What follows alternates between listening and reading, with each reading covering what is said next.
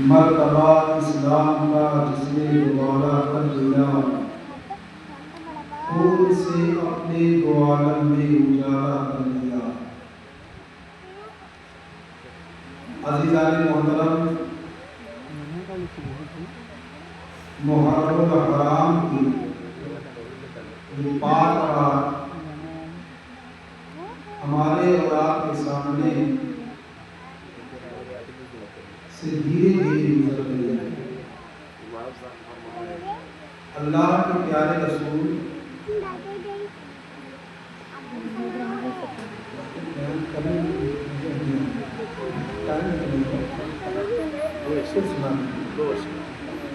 چلیے موقع پائے تو لاسٹ ابھی بیان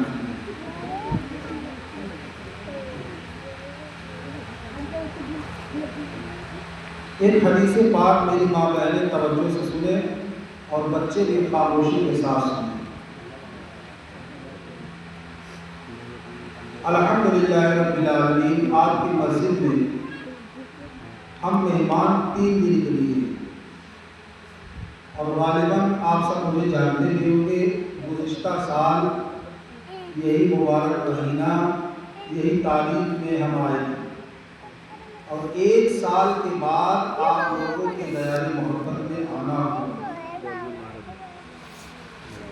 مدنی قافلہ آپ کی مسجد میں ٹھہرا ہوا ہے، تو میری گزارش مسجد میں آئی تمام ماں بہنوں سے ہے کہ آپ کے بچے اگر بڑے ہیں، سوجھ بوجھ والے ہیں، تو جب تک ہم لوگ مسجد میں ٹھہرے ہوئے ہیں، برائے کرم آپ اپنے بچوں کو مسجد میں بھیجیں، تاکہ ان کو نماز کے بارے میں، پاکی کے بارے میں، ناپاکی کے بارے میں ان کو سکھایا جائے۔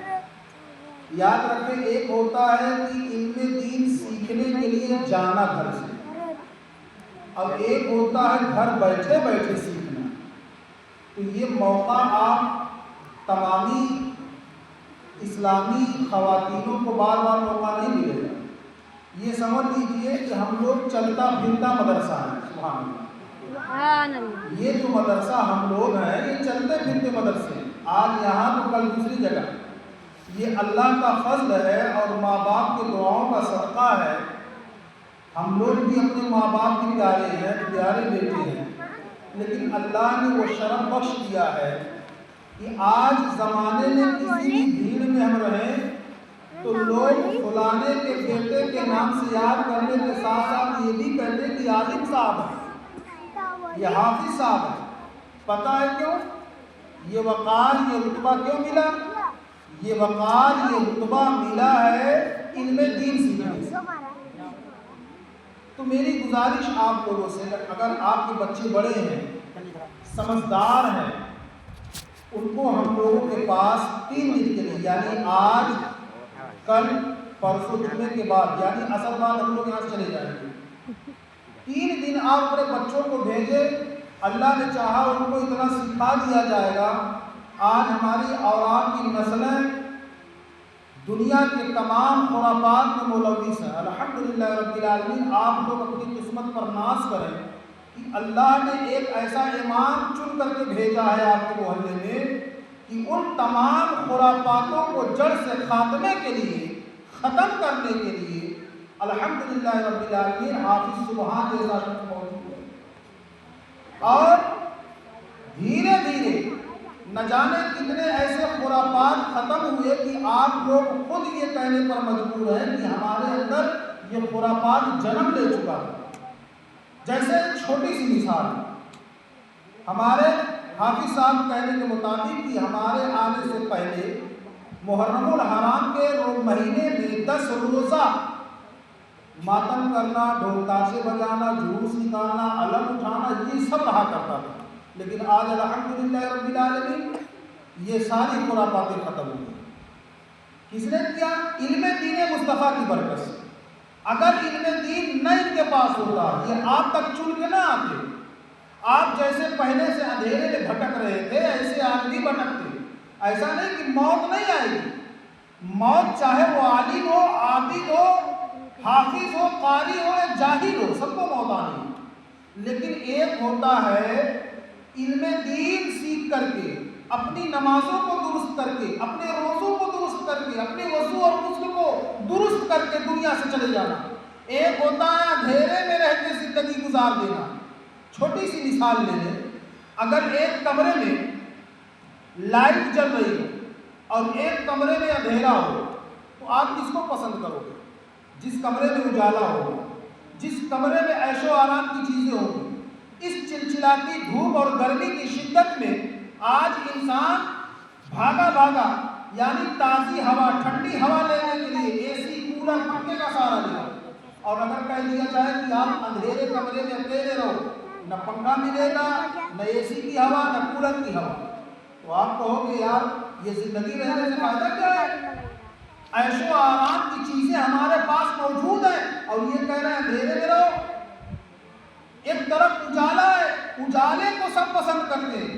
الغرض علم دین وہ چراغ ہے کہ جتنا آپ سیکھو گے، اپنی نسلوں کو جتنا سکھاؤ گے، یہ نسلیں بھی سنوریں گی اور اس نسلوں کی برکت سے آپ بھی کامیاب ہو جاؤ گے، آپ بھی کامیاب ہو جاؤ گے۔ عزیزان محترم، میں آپ کو بتاؤں، میرے یہ سمجھ میں نہیں آ رہا میں خطاب کس پر کروں، نوجوانوں پر کروں یا اسلامی بہنوں پر کروں؟ تھوڑی تھوڑی باتیں آپ تمامی لوگوں کے حوالے۔ ایک عابد بہت گنہگار تھا، بہت بڑا گنہگار، اور اس کی لت شراب کی لگی ہوئی، اس کی لت شراب کی لگی ہوئی۔ اس کے دل میں خواہش تھی کہ یہ اللہ اگر مجھے بیٹا دے گا تو میں اپنے بیٹے کو عالم دین بناؤں گا، عالم دین بناؤں گا۔ آج لوگ گریز کرتے ہیں، حافظ عالم بنانے سے لوگ گریز کرتے ہیں۔ زیادہ تر فوکس ان کا کس پر ہے؟ میرا بیٹا انجینئر بن جائے، 50 سے 60 ہزار روپے اس کی سیلری ہو، 1 لاکھ 1.5 لاکھ سیلری اس کی ہو، یعنی جتنی اونچی کوالٹی کی پڑھائی اتنی ہائی اس کی سیلری۔ یہی تو لوگوں کا نظریہ ہے۔ حافظ بنا کے کیا کریں گے؟ کسی مدرسے میں پڑھائیں گے، حافظ سبحان کے طریقے سے 10,000 روپے مہینہ کمائے گا، وہی پڑھا رہے گا۔ لیکن یاد رکھو، بڑے سے بڑا انجینئر ہو، وہ 1.5 لاکھ 2 لاکھ روپیہ کمانے والا ہو، لیکن جب بات آئے گی نمازیں ادا کرنے کی، وہی 10,000 سیلری کے پیچھے نماز پڑھے گا۔ کیوں؟ اللہ نے اس کا مقام اتنا بلند کر دیا ہے کہ وہ علم دین حاصل کیا، اللہ کا قرآن، اللہ کے رسول کی حدیث پاک اپنے سینے میں جذب کیا، جو آپ لوگوں کو دے رہا۔ وہی انسان کہتا ہے کہ میرا اگر اللہ مجھے بیٹا سے نوازے گا، توجہ آپ لوگ میری طرف توجہ دیں، ان کا جو کام کرنے دیں، وقت بہت کم ہے۔ وہ نوجوان کہتا ہے اللہ اگر مجھے اولاد دے گا تو میں اپنے بیٹے کو عالم دین بناؤں گا۔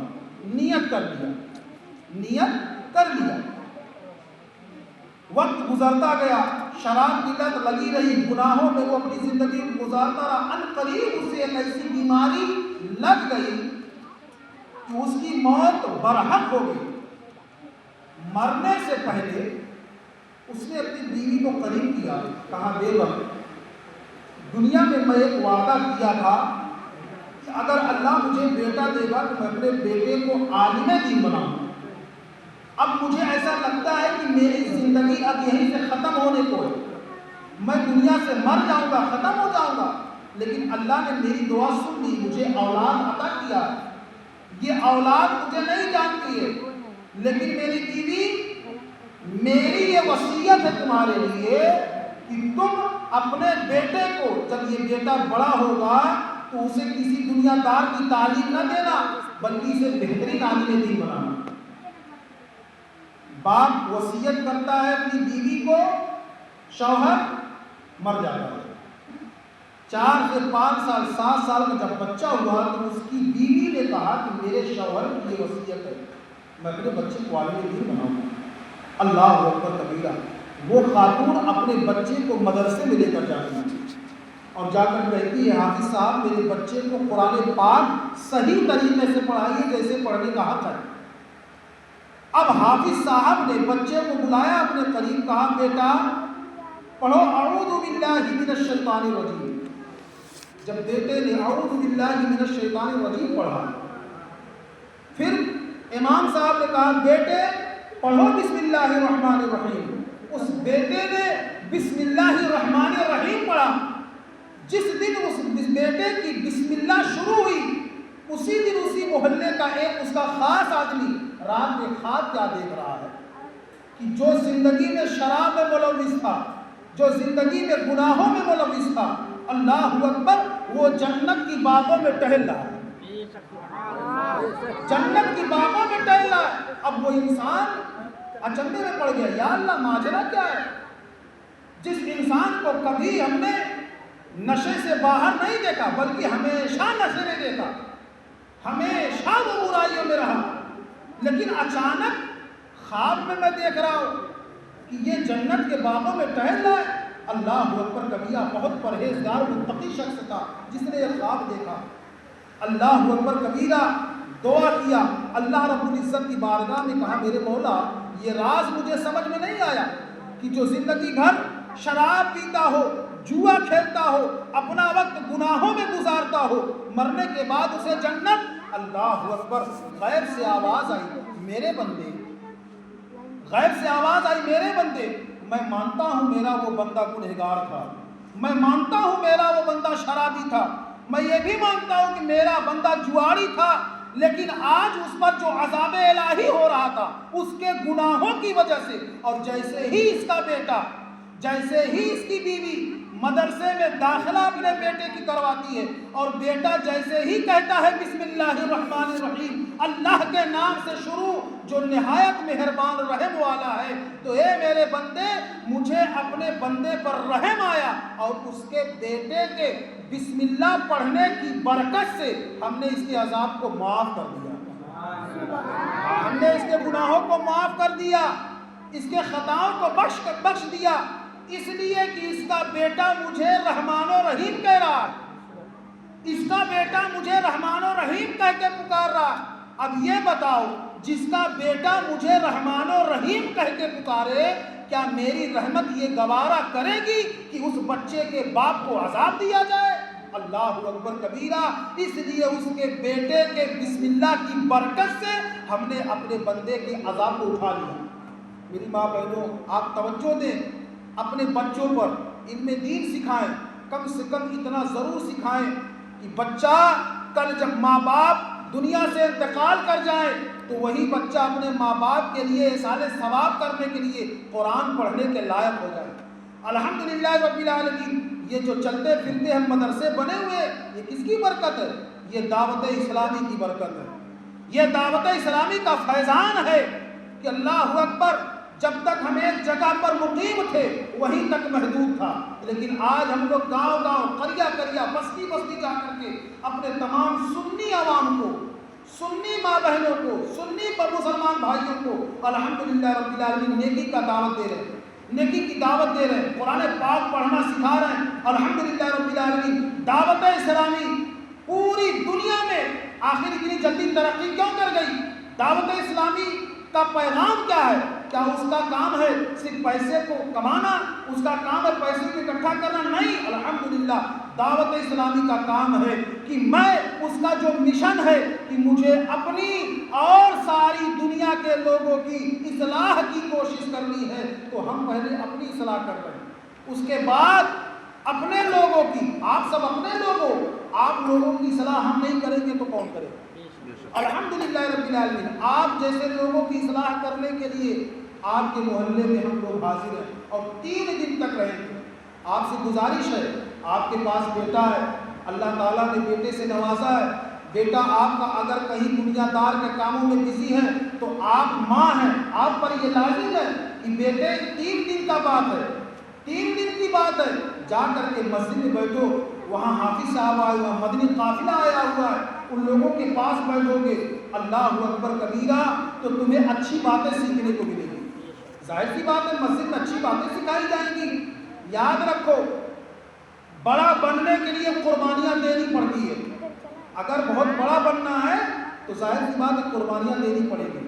حضرت امام علی مقام کا عہدہ اتنا بڑا ہوا کیوں؟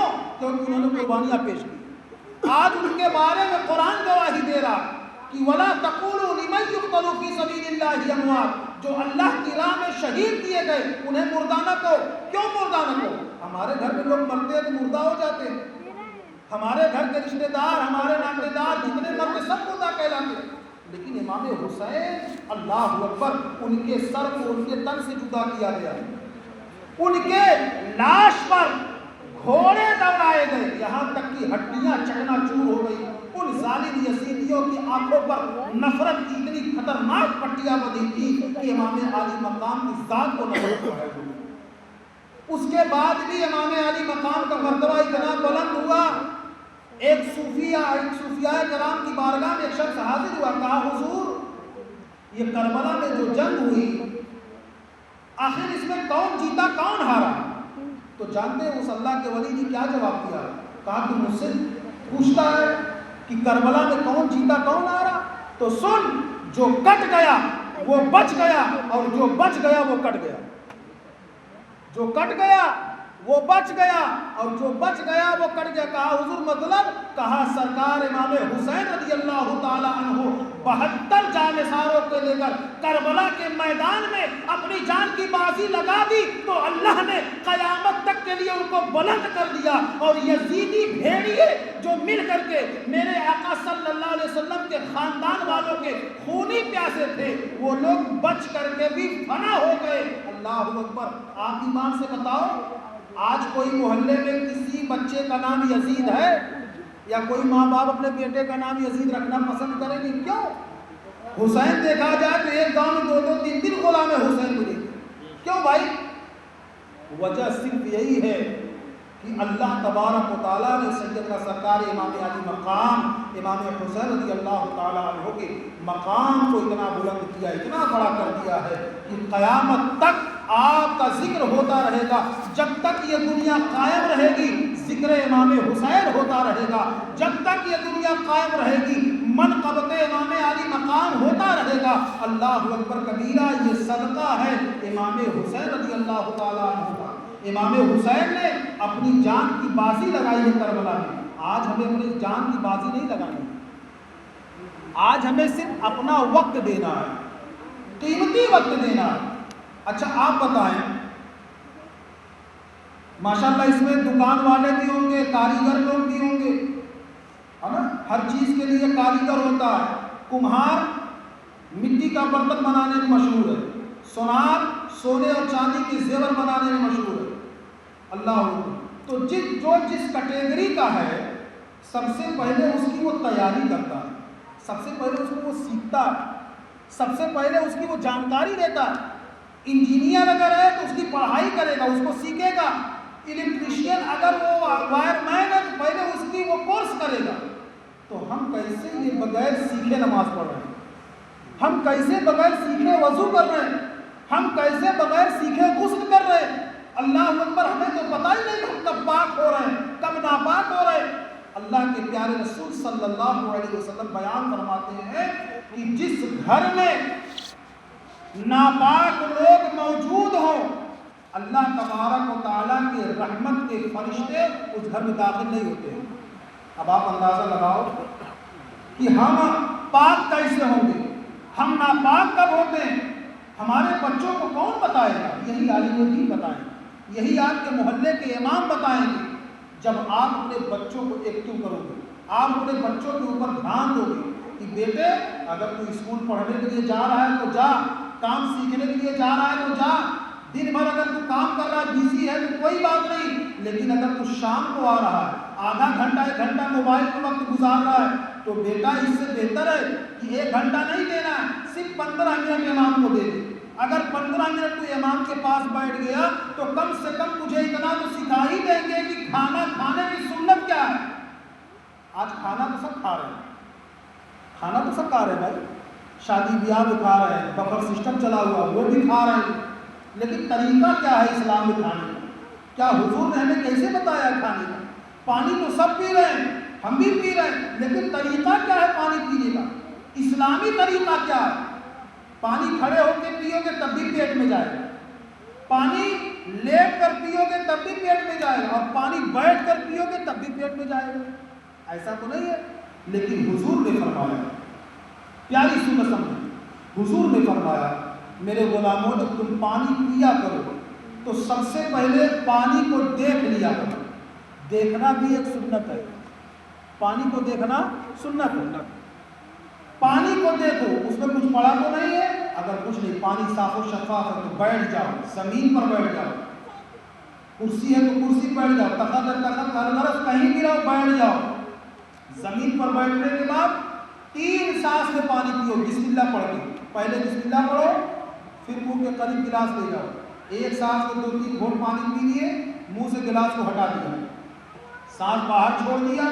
اس کے بعد پھر جا کر کے 3 گھونٹ میں بسم اللہ پڑھا، پانی پیا، پھر ہٹایا، پھر جا کر تیسری مرتبہ جتنا چاہے پانی پی سکتے ہیں. 3 سانس میں پانی پینا حضور کی سنت ہے. سبحان اللہ. اگر یہ سمجھ کر کے ہم پانی پی رہے ہیں کہ یہ 3 سانس میں پانی پینا حضور کی سنت ہے، تو حضور فرماتے ہیں جس نے میری مٹی ہوئی سنت کو زندہ کر دیا، اللہ اسے 100 شہیدوں کا ثواب عطا فرماتا ہے. یعنی اگر صرف ہم نے اس پر عمل کر لیا کہ پانی ہمیں بیٹھ کر دیکھ کر بسم اللہ پڑھ کے 3 سانس میں پانی پینا ہے، تو سمجھو کہ 100 شہیدوں کا ثواب ہمیں عطا کر دیا. 100 شہیدوں جیسی نیکیاں ہمیں مل گئی. اللہ اکبر. اتنا آسان ہے. پانی پی تو رہے، کھڑے کھڑے پانی پی. حضور فرماتے ہیں کہ اگر انسان کو یہ معلوم پڑ جائے کہ کھڑے ہو کر پانی پینا کتنا بڑا گناہ ہے، تو وہ اپنے حلق میں انگلی ڈال کر کے الٹی کر دے. اتنا بڑا گناہ ہے کھڑے ہو کر کے پانی پینا.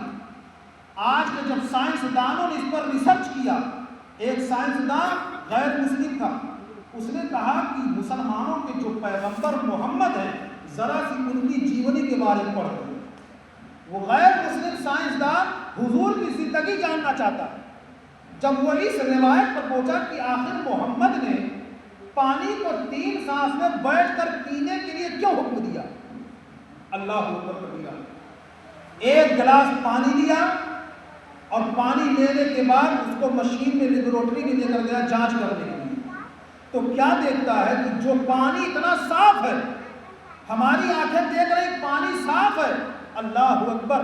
جب وہ مشین دوربین دوارا اس پانی کو دیکھتا ہے تو دیکھتا ہے کہ اتنی باریک باریک کیٹاڑو ہے کہ جو ہماری آنکھوں سے نہیں دکھائی دیتی. اب اسی پانی کو وہ لے کر گیا کس کے پاس؟ انجینئر کے پاس نہیں، امام کے پاس. امام کے پاس آیا، کہا حضور آپ اس محلے کے امام ہیں، لوگ آپ کی قدر کی نگاہوں سے آپ کو دیکھتے ہیں، میں ایک گلاس پانی لایا ہوں، زہر نہیں ملا، اس کو آپ پی لیجیے. جب امام صاحب نے کہا اچھا پانی لاؤ، گلاس لیا، زمین پر بیٹھے، بسم اللہ پڑھ کے 1 گھونٹ پانی پیا. کہا حضور رک جائیں. 1 گھونٹ امام نے پانی پیا اور وہ غیر مسلم جو سائنسداں تھا اس نے کہا کہ امام صاحب رک جائیں، اب وہ پانی مجھے دے دیں، وہ پانی مجھے دے دیں. جب اس پانی کو اس نے اپنے لیبارٹری میں جانچ کیا، اللہ اکبر، وہ دیکھ کر حیران ہو گیا کہ پانی وہی ہے. ایک پانی بغیر بسم اللہ کے پڑھے ہوئے پانی کو جانچ کیا تو نہ جانے کتنے کیٹاڑو جو ہماری آنکھوں سے دکھائی نہیں دے رہے تھے، اور ہم اس کو روزانہ پیتے بھی ہیں. اور ایک پانی وہی پانی جب میں نے امام کو دیا تو وہ کچھ پڑھا ہے. بھائی غیر مسلم کا کیا معلوم؟ اس نے کہا کہ حضور آپ پانی پینے سے پہلے کیا پڑھے تھے؟ کہا میں نے اپنے رب کا نام لیا تھا، بسم اللہ الرحمن الرحیم. کہا حضور جب آپ 1 گھونٹ پانی پیا بسم اللہ پڑھ کر کے، تو جب میں اس پانی بچے ہوئے پانی کو اپنے لیبارٹری میں لے جا کر کے دوربین دوارا جب میں اس کی جانچ کیا تو جتنے کیٹاڑو پہلے موجود تھے وہ بسم اللہ پڑھنے کی برکت سے ختم ہو گئے. وہ بسم اللہ کی برکت سے سارے کیٹاڑو مر گئے. کہا حضور جب بسم اللہ کے اندر اتنی طاقت ہے کہ جو کیٹاڑو ہماری آنکھوں سے دکھائی نہیں دیتے، بسم اللہ پڑھنے سے وہ کیٹاڑو مر سکتے ہیں، تو جو رسول ایمان لے کر کے آئے، جو رسول قرآن لے کر کے آئے، جو رسول مذہب اسلام لے کر کے آئے، وہ رسول کے اندر کتنی پاور ہوگی جب بسم اللہ کے اندر اتنی پاور ہے. امام صاحب نے کہا کہنا کیا چاہتے ہو؟ کہا حضور کہنا کچھ نہیں چاہتا، بس مجھے مذہب اسلام میں داخل کرو. سبحان اللہ. کہنا کچھ نہیں چاہتا، پہلے کلمہ پڑھاؤ، اسلام میں داخل کرو، پھر بتاؤں گا. اللہ اکبر. صرف بسم اللہ کی برکت سے ایک غیر مسلم کلمہ پڑھ کے مسلمان ہو گئے، اور پڑھا لکھا تھا، سائنسداں تھا، اپنے وقت کا ویگیانک تھا. وہ پانیوں پر ریسرچ کرتا، یعنی مسلمانوں کے پیچھے समझ लीजिए कि पूरी दुनिया के लोग हाथ गोड़ धोकर नहीं, नहा धो करके पड़े। इसी तरीके से इस्लाम को ख़त्म किया जाए। पता है मुसलमानों की सबसे बड़ी कमजोरी उनके हाथ क्या लगी है? मुसलमानों के अंदर जुआ हराम है, शराब हराम है ना, शराब हराम है, जुआ हराम है, सूद ब्याज लेना देना हराम है। उन लोगों ने सोचा कि हराम का